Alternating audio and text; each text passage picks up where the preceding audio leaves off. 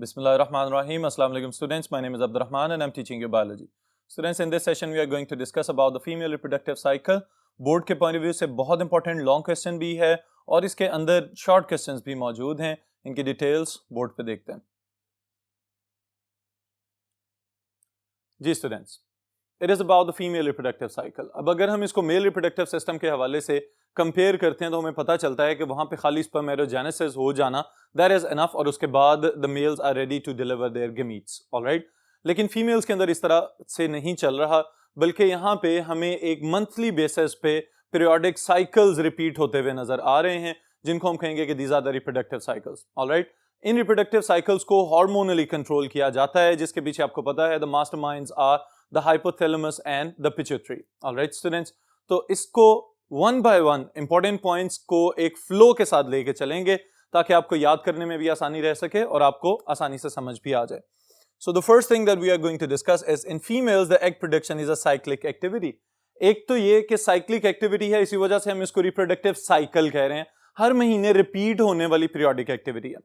फिर दूसरी चीज जो स्टूडेंट्स आप याद रखेंगे यहाँ पे वो ये है कि आगाज तो प्यूबर्टी के साथ ही यानी कि बालिग हो जाने के साथ हो रहा है, लेकिन फीमेल्स के अंदर इख्तिताम भी 45 से 50 साल तक होता हुआ नजर आता है.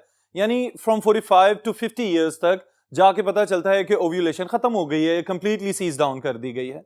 बट इन अदर साइड जब हम मेल्स में देखते हैं तो it is a continuous process. Puberty से आगाज होने वाली स्पर्मेटोजेनेसिस और उसके बाद रिलीज होने वाला या इजैक्यूलेशन वाला अमल जो है it continues till death of that person. Alright students, तो इस हवाले से it is entirely different process. फिर उसके बाद जो अगर हम डिफाइन करना चाहें इसको तो we can define it. In human females, a periodic reproductive cycle is completed approximately in 28 days, involves changes in structure and function of whole reproductive system. It is called menstrual cycle. अब कौन कौन सी तब्दीलियां आ रही हैं students reproductive cycle के अंदर, इसको समझना बहुत ज्यादा जरूरी है, क्योंकि जब हम बार बार इसको मेल और फीमेल रिप्रोडक्टिव सिस्टम और रिप्रोडक्टिव साइकिल्स के साथ कंपेयर करते हैं तो हमें पता चलता है the spermatogenesis is a continuous process. वो तो एक ऐसा अमल है जो चलता ही चला जा रहा है, लेकिन ओवोजेनेसिस या एग प्रोडक्शन का जो अमल है ये बुनियादी तौर पे कंटिन्यूअस प्रोसेस तो है, लेकिन आपको याद होगा कि only one functional ovum is produced in one reproductive cycle. तो उस एक फंक्शनल ओवम को पैदा करने से लेके उसको ओव्यूलेट करवाना यानी फॉलिकल से रिलीज करवाना, ये एक पूरा सिस्टम बना हुआ है रिप्रोडक्टिव सिस्टम के अंदर. और वो किस तरह से कंट्रोल किया जा रहा है इसको हम दो बड़े हिस्सों में डिवाइड करेंगे. The first one is known as ovarian cycle and the second one is known as uterine cycle. क्योंकि अगर हम रिप्रोडक्टिव सिस्टम को देखते हैं तो आपको पता होना चाहिए ओवरीज मौजूद हैं, ओविडक्ट्स मौजूद हैं, यूटेरस है, सर्विक्स है and then the genitals they are vagina. तो इस पूरे सिस्टम को कोऑर्डिनेट करवाया जा रहा है with the help of the hormone system. उसी के थ्रू डेवलपमेंट को कंट्रोल भी किया जाता है, उसी के थ्रू डीजेनरेशन के अमल को भी मुकम्मल किया जाता है. तो इन तमाम चेंजेस को हम दो बड़े हिस्सों में डिवाइड कर रहे हैं. The first one is known as ovarian cycle, यानी कि वो तमाम तब्दीलियां जो ओवरीज के अंदर हो रही हैं, जो गोनेड्स के अंदर हो रही हैं, उनको हम समराइज करेंगे कुछ पॉइंट्स के अंदर. तो इसको हम कहेंगे ओवेरियन साइकिल. क्या क्या हो रहा है ओवरीज के अंदर स्टूडेंट्स, इसको हम डिवाइड कर रहे हैं इनटू टू मेजर फेजेस. पहली चीज जिसको हम कहेंगे फॉलिक्यूलर फेज. उसके नाम से आपको अंदाजा हो जाना चाहिए कि यहाँ पे फॉलिकल्स प्रोड्यूस होने की बात हो रही है. ये चीज भी याद रखिएगा कि जो एग या ओवम पैदा हो रहा है जो कि फीमेल गमीट है, वो अकेला एग ही पैदा नहीं होता, बल्कि उसके बाहर सेल्स की लेयर मौजूद होती है और वो जो एक एनकैप्सुलेटेड स्ट्रक्चर बनेगा उस कंप्लीट स्ट्रक्चर को हम कहेंगे this is known as follicle. Alright students, तो फॉलिकल का बनना यानी कि पहले दिन से लेके और 14वें दिन तक, अगर 28 दिन का रिप्रोडक्टिव साइकिल है तो the first half of the ovarian cycle is the follicular phase. इसमें क्या क्या हो रहा है? Involved in formation, development and maturation of follicles up to ovulation, यानी कि प्राइमरी ओवोसाइट्स वगैरह को मैच्योर करवाना, उनके इर्द गिर्द सेलुलर लेयर्स को डेवलप करवाना. फिर उसके अंदर मुख्तलिफ डेवलपमेंटल फेजेस चल रही होती हैं, उन पे भी चेक पॉइंट्स रखे जाते हैं कि ये फेज मुकम्मल हो गई है, उसके बाद अगली फेज में एंटर हुआ जाएगा.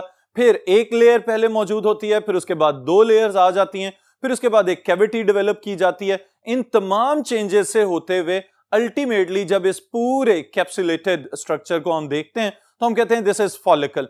और फिर इसमें से जैसे ही एग निकल जाएगा तो उस अमल को हम कहेंगे this is known as ovulation. Ovulation का आगाज जो है वो असल में फॉलिकुलर फेज का इख्तिताम होता है और ल्यूटियल फेज का आगाज होता है। ल्यूटियल फेज में क्या क्या हो रहा है स्टूडेंट्स, इसको भी देख लेते हैं। जी स्टूडेंट्स, ल्यूटियल बुनियादी तौर पे ल्यूटिनाइज हो जाना यानी येलोइंग ऑफ सम स्ट्रक्चर, किसी ऐसी साख की बात की जाएगी यहां पे कि जिसका अपना कलर पीला है। ऑलराइट, तो ये बात याद रखिएगा कि इस फेज की पहचान है कॉर्पस ल्यूटियम। कॉर्पस ल्यूटियम क्या होता है, वो फॉलिकल जिसमें से ओवम को रिलीज कर दिया गया तो ओव्यूलेशन का अमल हो जाएगा। ओव्यूलेशन के अमल के बाद जो फॉलिकुलर स्ट्रक्चर जो एक बाहर एक्सटर्नल कवरिंग मौजूद थी, it will turn into a glandular structure और उस स्ट्रक्चर को हम कहेंगे this is corpus luteum. Alright students, so comprises of 15 to 28 days, begins with ovulation। जैसे ही ओव्यूलेशन का आगाज हुआ था तो फॉलिकुलर स्टेज खत्म और फिर उसके बाद ल्यूटियल फेज का आगाज। कॉर्पस ल्यूटियम बनेगा जिसका अहम तरीन काम क्या है, प्रोजेस्टेरॉन की सिक्रीशन करवाता है और प्रोजेस्टेरॉन के सिक्रीट होने के बाद यूट्रस के अंदर बहुत सारी तब्दीलियां नजर आती हैं हमें, और फिर उसके साथ ही साथ जैसे ही ये डीजेनरेट होता है तो एक व्हाइट कलर के स्ट्रक्चर में ट्रांसफॉर्म हो जाता है, उसको हम कहते हैं कॉर्पस एल्बिकन्स। कॉर्पस एल्बिकन्स बनने का मतलब ये होता है कि अब आहिस्ता आहिस्ता प्रोजेस्टेरॉन का लेवल डिक्रीज या डिक्लाइन होना शुरू हो जाएगा और फिर यहां से मेंस्ट्रुएशन या ब्लीडिंग फेज का आगाज हो जाता है। तो ये हमारे पास ओवेरियन साइकिल की दो बड़ी फेजेस, जिसमें से पहली फॉलिकुलर फेज और दूसरी ल्यूटियल फेज। फिर उसके बाद स्टूडेंट्स अगर हम साथ ही यूट्रस को देखते हैं तो हमें पता चलता है कि अगर एक तरफ ओवरीज में ये तब्दीलियों का सीक्वेंस चल रहा था तो साथ ही साथ यूट्रस के अंदर भी बहुत सारी चेंजेस नजर आ रही होती हैं। वो कौन कौन सी चेंजेस हैं, इनको भी हम तीन बड़ी फेजेस में डिवाइड कर लेते हैं। The first one is known as menstrual phase, जहां से रिप्रोडक्टिव साइकिल का आगाज किया जा रहा है। डे 1 से लेके डे 5 तक it is known as the bleeding phase और द मेंस्ट्रुअल फेज, जब फीमेल रिप्रोडक्टिव सिस्टम में से ब्लड और डेब्री वगैरह डिस्चार्ज किए जा रहे होते हैं, इसको हम कहेंगे this is the menstrual phase. यहां पे जो चेंजेस ऑब्जर्व की जाती हैं within the reproductive system वो क्या क्या है। The first one is progesterone levels are low, क्योंकि प्रोजेस्टेरॉन के डिक्लाइन होने का मतलब ही ये है कि यूटेराइन वॉल डीजेनरेट होना शुरू होगी। फिर corpus luteum degenerated, it means now it has been transformed to corpus albicans. फिर उसके साथ ही साथ मेंस्ट्रुएशन और ब्लीडिंग होती हुई नजर आती है, that is the symptom of this menstruation phase. Alright, फिर उसके बाद दूसरी फेज जो यूटेराइन साइकिल में हम शामिल कर रहे हैं, it is proliferative phase. Proliferative phase से क्या मुराद है कि जब मेंस्ट्रुएशन या ब्लीडिंग मुकम्मल हो चुकेगी तो साथ ही ओवरीज में जो फॉलिकल की डेवलपमेंट है वो भी शुरू हो गई है। तो फॉलिकल्स की development it is synchronized with again the development and repairing process of the uterus. तो क्या किया जाएगा from day 6 to 14, growth and thickening of the endometrium. अब एंडोमेट्रियम क्या है, it is the middle wall of the uterus, यानी uterine wall का दरमियान वाला हिस्सा जो है उसको हम कहेंगे दिस इज एंडोमेट्रियम। अब एंडोमेट्रियम चूंकि थिकेस्ट लेयर बन जाती है due to vascularisation and formation of new smooth muscular layers, तो बुनियादी तौर पे ये हम यूं कह सकते हैं कि फर्टिलाइजेशन अगर हो रही है तो ओव्यूलेशन के फौरन बाद वो तमाम तब्दीलियां जो यूट्रस को कर लेनी चाहिए वो हमें इस फेज में यानी प्रोलिफरेटिव फेज में नजर आती हैं कि अगर सक्सेसफुल फर्टिलाइजेशन होगी तो उसके बाद जो इम्प्लांटेशन वगैरह होने से पहले जितनी भी तैयारियां हैं वो यहां पे मुकम्मल कर लेनी चाहिए। Alright students, then is the last phase of the uterine cycle, it is known as secretory phase. Day 15 से लेके डे 28 तक यानी कि थर्ड हिस्सा है। Increased blood supply to the endometrium, यहाँ पे specialized spiral blood vessels develop होते हुए नजर आते हैं, थिकनिंग होती हुई नजर आती है, और फिर उसके साथ ही साथ जो एम्ब्रियो ने आके इम्प्लांट होना है यूटेराइन वॉल के अंदर उस फेज को यहाँ पे मुकम्मल किया जाएगा। तो हम कहेंगे कि कंसेप्शन के लिए तैयारियां इस थर्ड फेज में मुकम्मल की जा रही हैं। अब स्टूडेंट्स ये तो हमने इन दोनों को कंपेयर कर लिया कि ओवरीज के अंदर क्या चल रहा है और साथ ही साथ यूट्रस के अंदर क्या चल रहा है। अगर इनको हम सिंक्रोनाइज्ड वे में एक फ्लो के साथ लेके चलें तो we can differentiate them into 5 major phases. वो कौन कौन सी तब्दीलियां हैं इनको भी हम फेज 1 2 3 4 5 के लिहाज से समझ लेते हैं। जी स्टूडेंट्स, फेज 1 यानी कि सबसे पहला काम जहां से आगाज हो रहा है, और अब इसमें हम uterine as well as the ovarian cycle इन दोनों को कंबाइन करके देख रहे हैं कि आगाज हो किस तरह से रहा है। इससे आगाज करने से पहले स्टूडेंट्स ये बात समझ लें कि बुनियादी तौर पे एवरी रिप्रोडक्टिव साइकिल और the menstrual cycle is triggered by the hypothalamus. Hypothalamus के अंदर स्पेशलाइज्ड सेल्स मौजूद हैं जिनको हम न्यूरोसिक्रीटरी सेल्स कहते हैं। वो सबसे पहले एक हार्मोन प्रोड्यूस करेंगे जिसे हम कहते हैं गोनेडोट्रोपिन रिलीजिंग हार्मोन। अब ये जो GnRH हार्मोन का नाम है, ये फौरी तौर पे ट्रेवल करके जाता है पिट्यूटरी के पास और फिर वहां से आगाज होता है फेज 1 का। पिट्यूटरी स्टिमुलेट हो जाती है और आगाज कर देती है FSH की प्रोडक्शन का, यानी कि फॉलिकल स्टिमुलेटिंग हार्मोन। उसके बाद आप जो पॉइंट्स याद रखेंगे स्टूडेंट्स, वो क्या क्या हैं? पिट्यूटरी रिलीजेस FSH यानी फॉलिकल स्टिमुलेटिंग हार्मोन प्रोड्यूस किया जाएगा जो ट्रेवल करके आ रहा है ऑल अलोंग द बॉडी और फिर पहुंचेगा ओवरीज तक और वहां पे ओवरी के जर्म सेल्स को जाके स्टिमुलेट करेगा for the production of new follicles. FSH stimulate development of primary follicles, और प्राइमरी फॉलिकल्स के लिहाज से आपको याद होना चाहिए एक ही फंक्शनल फॉलिकल यानी कि प्राइमरी ओसाइट को तरजीह दी जाएगी, बाकी सबको रोक दिया जाएगा, एट रेस्ट रख दिया जाएगा या उनको डीजेनरेट कर दिया जाएगा। तो ये जो डीजेनरेटिव मैकेनिज्म नजर आता है हमें, it is known as follicle atresia. Important short question बन सकता है आपके लिए। Then uterine cycle as well as the ovarian cycle, it enters phase 2।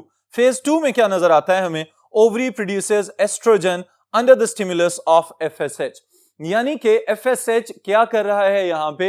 एक एडिशनल स्टिमुलेटिंग फंक्शन परफॉर्म कर रहा है कि ओवरी के सेल्स एस्ट्रोजन बनाना शुरू कर दें। Alright, estrogen is usually released और सिक्रेटेड एज एस्ट्राडायोल। इसका मतलब ये है कि ये क्या है? स्टीरॉयड हार्मोन कहलाएगा।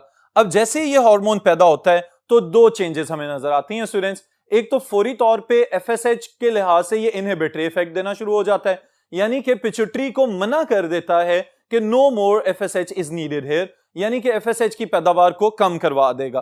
फिर उसके साथ जो दूसरा काम यहां पे कर रहा है वो, अगर फर्टिलाइजेशन सक्सेसफुल होती है तो उस केस में बहुत ही कारआमद हो सकता है, and it is the preparation and development of the endometrium as well as formation of new blood vessels, जिसे हम वेस्कुलराइजेशन या इसको बाजुकात हम एंजियोजेनेसिस का नाम भी दे सकते हैं।